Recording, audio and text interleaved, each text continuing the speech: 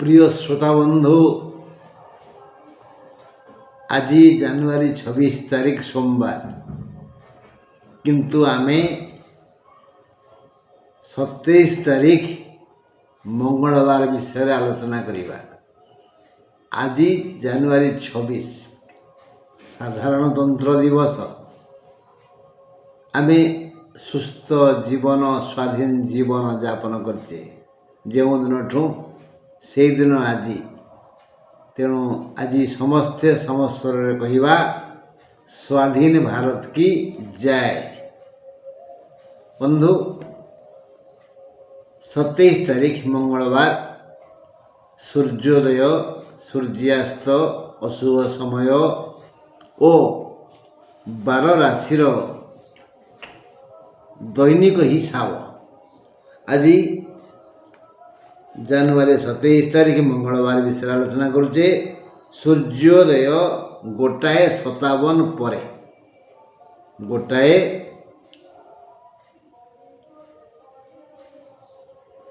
6:57 ପରେ, ସୂର୍ଯ୍ୟୋଦୟ 6:57 ପରେ, ସୂର୍ଯ୍ୟାସ୍ତ 5:33 ପରେ, ସୂର୍ଯ୍ୟାସ୍ତ 5:33 ପରେ, ଅଶୁଭ ସମୟ 2:49ରୁ 3:13, 2:49ରୁ 3:13। ସୂର୍ଯ୍ୟାସ୍ତ ମେନ୍, এটা মনে ରଖିଥିବା 5:33, ଅଶୁଭ ସମୟ 2:49ରୁ 3:13। ମେଷ ରାଶି ପାଇଁ ଆଜି ସକାଳୁ ବଢ଼ିଆ ସମୟ ଆସିବ ଯେ ସମସ୍ତ ବୃତ୍ତିଜୀବୀ ଯିଏ ଯେଉଁ ଉପାୟରେ ଜୀବନ ଧାରଣ କରୁଛନ୍ତି, ପରିବାର ପ୍ରତିପୋଷଣ କରୁଛନ୍ତି, ସେମାନେ ସମସ୍ତେ ଆଜି ଉତ୍ଫୁଲ୍ଲିତ ହେବେ, ଆନନ୍ଦିତ ହେବେ, କର୍ମଚଞ୍ଚଳ ହେବେ, ଆୟ ବଢ଼ିବ, ଲାଭ ହିସାବକୁ ଆସିବ, ଉତ୍ତମ ଭୋଜନ ମିଳିବ, ଶାନ୍ତିରେ ସମୟ ଯିବ। ସକାଳ ଓଳି ଏମିତି ଯିବ। ଆଉ ଉପରବେଳା ମାନେ 4:45ରୁ ପାଗ ବଦଳିଯିବ। ଆୟ ହେଇଥିଲା ନା ବ୍ୟୟ ହେବ, ଖର୍ଚ୍ଚାନ୍ତ ହେବେ, ସୁସ୍ଥ ଥିଲେ ଅସୁସ୍ଥ ହେବେ, ବନ୍ଧୁ ପ୍ରିୟଜନ ଦୁଃଖ ସୁଖ ହେଉଥିଲେ 4:45 ପରେ ଖାଲି ଲାଗିବ ଜୀବନ। ଦେଖିବା, ମଙ୍ଗଳବାର ଜାନୁଆରୀ 27 ତାରିଖ ମେଷ ରାଶି ଜନତାଙ୍କର ବିଶେଷ ଲାଭ ହେବ।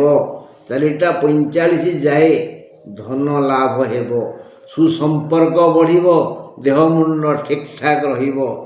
ଆଜି ମେଷ ରାଶିର ଘାତ ଚନ୍ଦ୍ର 4:45 ପରଠାରୁ ସମସ୍ୟା ଆସିବ। 11:10 ପରେ ଅଶ୍ୱିନ ନକ୍ଷତ୍ରର ମନ୍ଦ ସମୟ ଆସିବ। 4:45 ଠାରୁ ମନ ଅସ୍ଥିର ହେବ, କିଛି ଦୁଶ୍ଚିନ୍ତା ମୁଣ୍ଡକୁ ବିଗାଡ଼ି ଦେବ, ଟିକିଏ ଧୈର୍ଯ୍ୟ ଦରକାର। ବୃଷ ରାଶି ପାଇଁ ମେଷର କ'ଣ ହେଲା? ସକାଳ ଓଳି ଭଲ, ଉପରବେଳା ମନ୍ଦ, ଅପୋଜିଟ୍, ବିପରୀତ। ବୃଷର ସକାଳ ଓଳି ମନ୍ଦ, ଉପରଓଳି ଭଲ। କାରଣ ଦେଖିବା,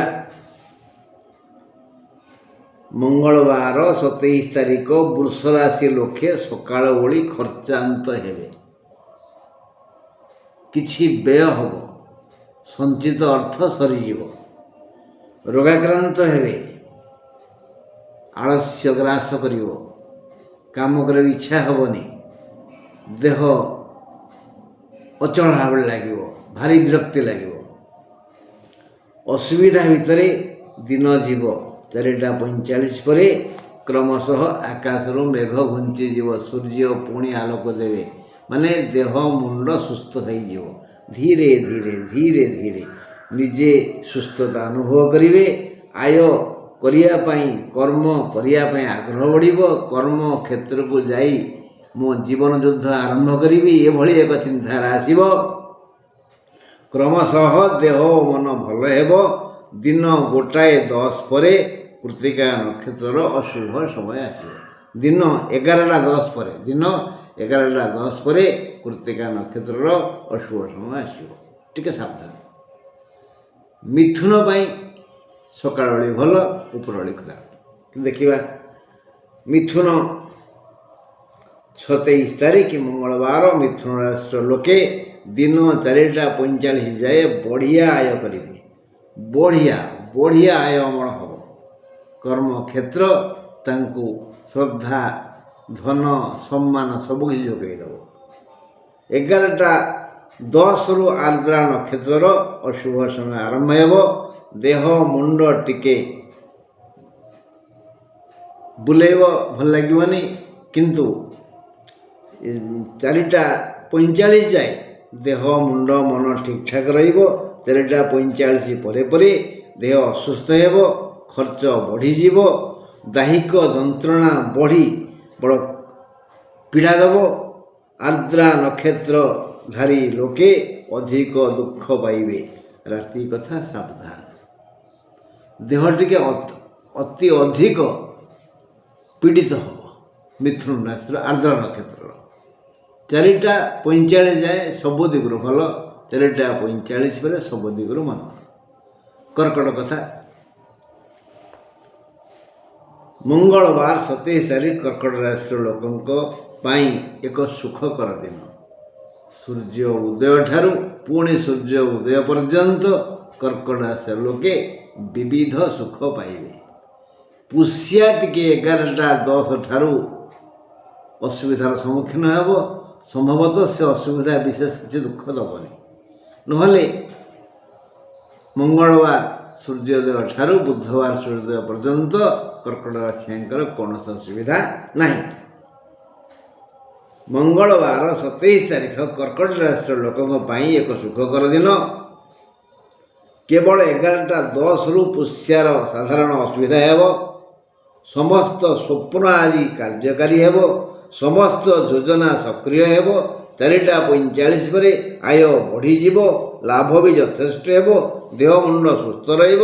ଆଜି ଉତ୍ତମ ଭୋଜନ, ଶୟନ, ଭ୍ରମଣ, ଦେବଦର୍ଶନ ଯୋଗ ଅଛି। ଆଉ ଆଜି ମନ ଖୋଲା ଖର୍ଚ୍ଚ କରିପାରିବେ, ଯେଉଁଟା ବୃଥା ଖର୍ଚ୍ଚ ନୁହେଁ। ଜୀବନକୁ ଉପଭୋଗ କରିବା ପାଇଁ ଆଜି ଆପଣ ଖର୍ଚ୍ଚ କରିବେ, ଆଉ ଆପଣଙ୍କର ଏ ଖର୍ଚ୍ଚରେ ଆପଣ ଆନନ୍ଦ ପାଇବେ। ହେଲେ ସିଂହ ପାଇଁ ଅପୋଜିଟ୍, ବିପରୀତ। ସମସ୍ୟା ପରେ ସମସ୍ୟା ଆସିବ।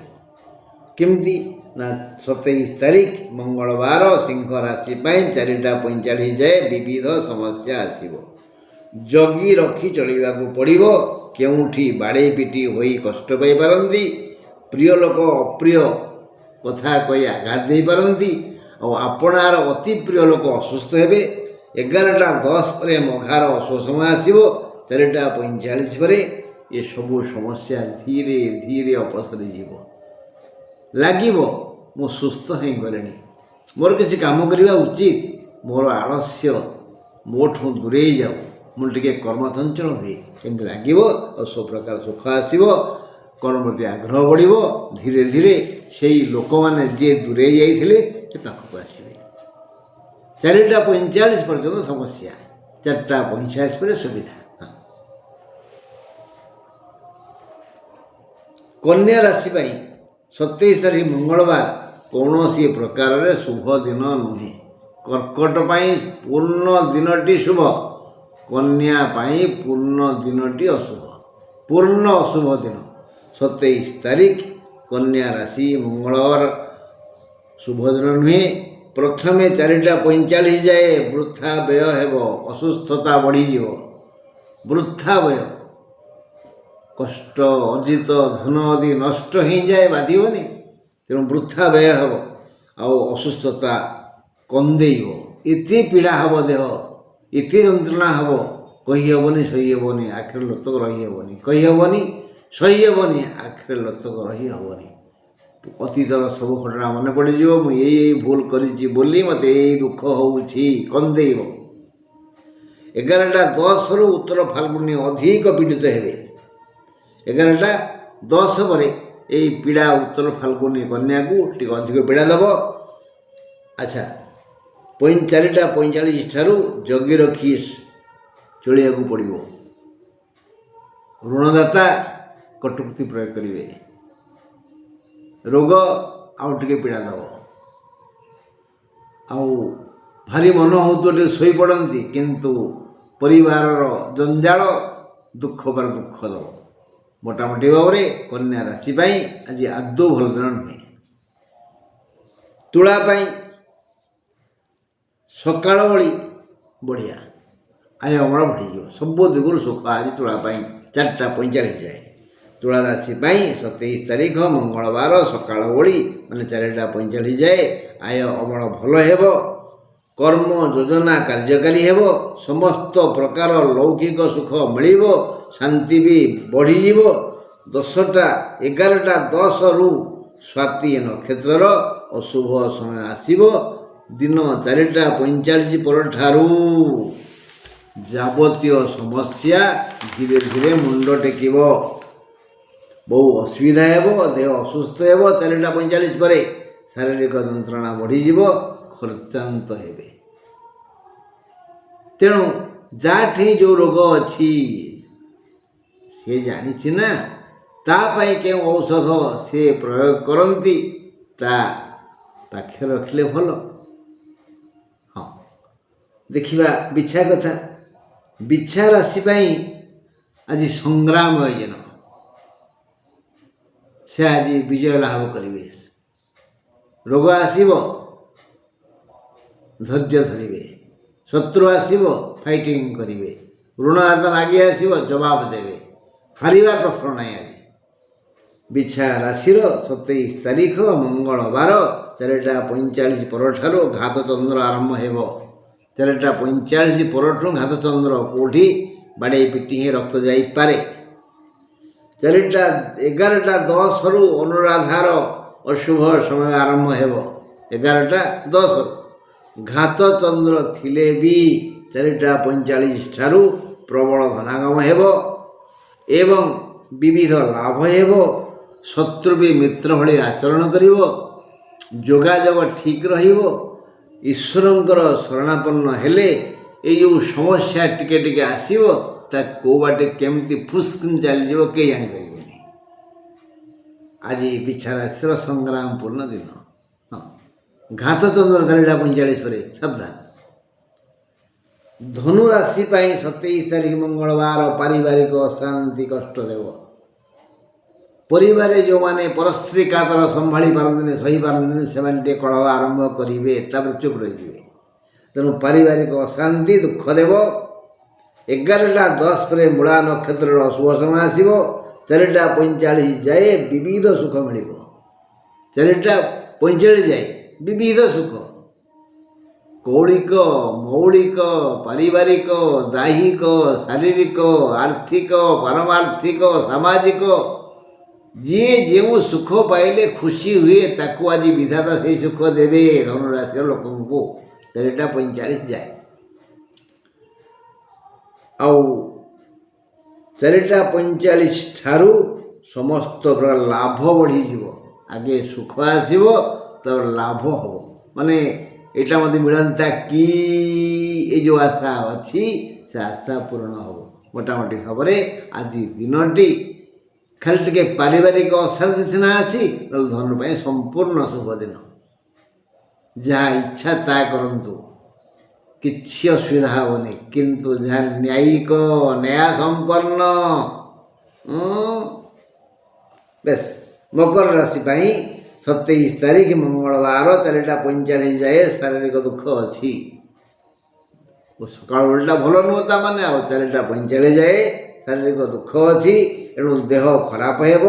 11:10 ପରେ ଉତ୍ତରାଷାଢ଼ା ନକ୍ଷତ୍ରର ଅଶୁଭ ସମୟ ଆସିବ। ପୁରୁଣା ରୋଗ ଥିଲେ ବହୁ ଯନ୍ତ୍ରଣା ଦେବ। 4ଟା 45 ପରେ ପରେ କ୍ରମଶଃ ସୁସ୍ଥତା ଅନୁଭବ କରିବେ। କର୍ମ କରିବା ପାଇଁ ଆଗ୍ରହ ଆସିବ। ଦୁଃଖ ଦୂର ହୋଇଯିବ। ସୁଖ ସମୟ ଆସିବ। ସକାଳ ଓଳି ଦୁଃଖରେ, ଉପର ଓଳି ସୁଖରେ ଯିବ। 4ଟା 45 ଯାଏ ମକର ରାଶି ଲୋକମାନେ ଦେହ ଯନ୍ତ୍ରଣା ଭୋଗିବେ। ଦୁଶ୍ଚିନ୍ତା ମୁଣ୍ଡକୁ ଆସିବ। ଦେହ ଘୋଳେଇ ହେବ, ବିଶ୍ରାମ ଲୋଡ଼ିବ। 4ଟା 45 ପରେ ବିଧାତାଙ୍କର କରୁଣା ବୃଷ୍ଟି ହେବ। ସବୁ ସମସ୍ୟା ଧୀରେ ଧୀରେ ଅପସରିଯିବ। ସୁଖ ଶାନ୍ତି ମିଳିବ, କର୍ମ କରିବା ପାଇଁ ଆଗ୍ରହ ଆସିବ, କର୍ମ କ୍ଷେତ୍ରରୁ ଆୟ ଓ ଲାଭ ବି ହେବ, ସମସ୍ତଙ୍କ ସହିତ ପୁଣି ସଦ୍ଭାବ ବଢ଼ିଯିବ। ବାସ୍ ସକାଳ ଓଳି ଅନ୍ଧକାର, ଉପର ଓଳି ଆଲୋକିତ ସମୟ ମକର ରାଶି ପାଇଁ। କୁମ୍ଭ ରାଶି ପାଇଁ ଆଜି ମଙ୍ଗଳବାର ଦିନ 4ଟା 45 ଯାଏ ବହୁ ଭଲ କାମ କରି ପ୍ରଶଂସିତ ହେବେ। ଆଜି ଖାଲି ନୁହଁ, ପୂର୍ବରୁ ମଧ୍ୟ କିଛି ଭଲ କାମ କରିଥିବେ, ତାର ଫଳ ଆଜି ପାଇବେ କୁମ୍ଭ ରାଶି ଲୋକମାନେ 4ଟା 45 ଯାଏ। ଆଦର ସମ୍ମାନ ମିଳିବ, ଆୟ ଅମଳରେ ବାଧା ନାହିଁ, ଭଲ ରୋଜଗାର ହେବ। 11ଟା 10 ପରେ ଶତବିଶା ନକ୍ଷତ୍ରର ଅଶୁଭ ସମୟ ଆସିବ। ଶତବିଶା ନକ୍ଷତ୍ର କୁମ୍ଭ ରାଶି 4ଟା 45 ପରଠାରୁ ଓଲଟିଯିବ, ମାନେ ଦେହ ଖରାପ ଲାଗିବ, ଖରାପ ବି ହେବ, ଅସୁସ୍ଥ ବି ହେବେ, ପ୍ରିୟ ଲୋକ ଅସୁସ୍ଥ ହେବେ, ଦେହ ବିଶ୍ରାମ ଖୋଜିବ, ପଡ଼ୋଶୀଙ୍କ ସହ କଳହ ହେବ, ମନ୍ଦ ସମୟ ଆସିଗଲା ବୋଲି ବୁଝିବାକୁ ପଡ଼ିବ। 4ଟା 45 ଯାଏ ସବୁ ଲାଭ ଗୋଟେ ନେଇଯାଆନ୍ତୁ। ଯେଣୁ 4ଟା 45 ପରେ ସବୁ ବ୍ୟାଡ୍ ଟାଇମ୍ ଆସୁଛି, ଖରାପ ସମୟ ଆସୁଛି, ତେଣୁ ଜଗି ରଖି ଚଳିଲେ ଭଲ। ଏବେ ଯିବା ମୀନ ପାଖକୁ। 27 ତାରିଖ ମଙ୍ଗଳବାର ମୀନ ରାଶି ଲାଗି ଦିନଟି ଏକ ପ୍ରକାର ଅଶୁଭ ଅଟେ। ଏକ ପ୍ରକାର ଅଶୁଭ, ଶୁଭର ପ୍ରଶ୍ନ ଉଠୁନି। ସମସ୍ୟା ପରେ ସମସ୍ୟା ଆସି ମୁଣ୍ଡ ଖରାପ କରିବ, ମନ ଛଟପଟ ହେବ, ବ୍ୟଥିତ ହେବ, ରୋଗ ଭାରାକ୍ରାନ୍ତ ହେବ। ତେଣୁ କୌଣସି କାର୍ଯ୍ୟରେ ମନ ଲାଗିବନି। ମନ ଭାରାକ୍ରାନ୍ତ, ଦେହ ରୋଗାକ୍ରାନ୍ତ। ରୋଗଟା ଦେହକୁ ପୀଡ଼ା ଦେବନି, ମନ ପାଇଁ ବାଧିବ। ମନ ଅସୁସ୍ଥ ହେଇଯିବ ନା, ଭାରାକ୍ରାନ୍ତ ହେବ, ନିଜକୁ ଭାବିବ, ମନ ବୁଝିବ ମୁଁ ଅପରାଧୀ, ମୁଁ ଠିକ୍ ସମୟରେ ଠିକ୍ ଜାଗାରେ ଠିକ୍ ବିଧାୟ ଦେଇନି, ଠିକ୍ ସମୟରେ ଠିକ୍ କାମରେ ଠିକ୍ ଲୋକକୁ ବିଧାୟ ଦେଇଥାନ୍ତି, ତାହେଲେ ସେମାନେ ମୋତେ ସମ୍ମାନ କରିଥାନ୍ତେ, ଆଦର କରିଥାନ୍ତେ। ମୁଁ ଯେଉଁ ଗେହ୍ଲା କଲି, ଅତି ଗେହ୍ଲା ପୁଅ ମୁଣ୍ଡରେ ଚଢ଼େ, ତେଣୁ ଅତି ବୁଦ୍ଧିଆ ହେଇଗଲି, କୁଫଳ ଭୋଗିଲି।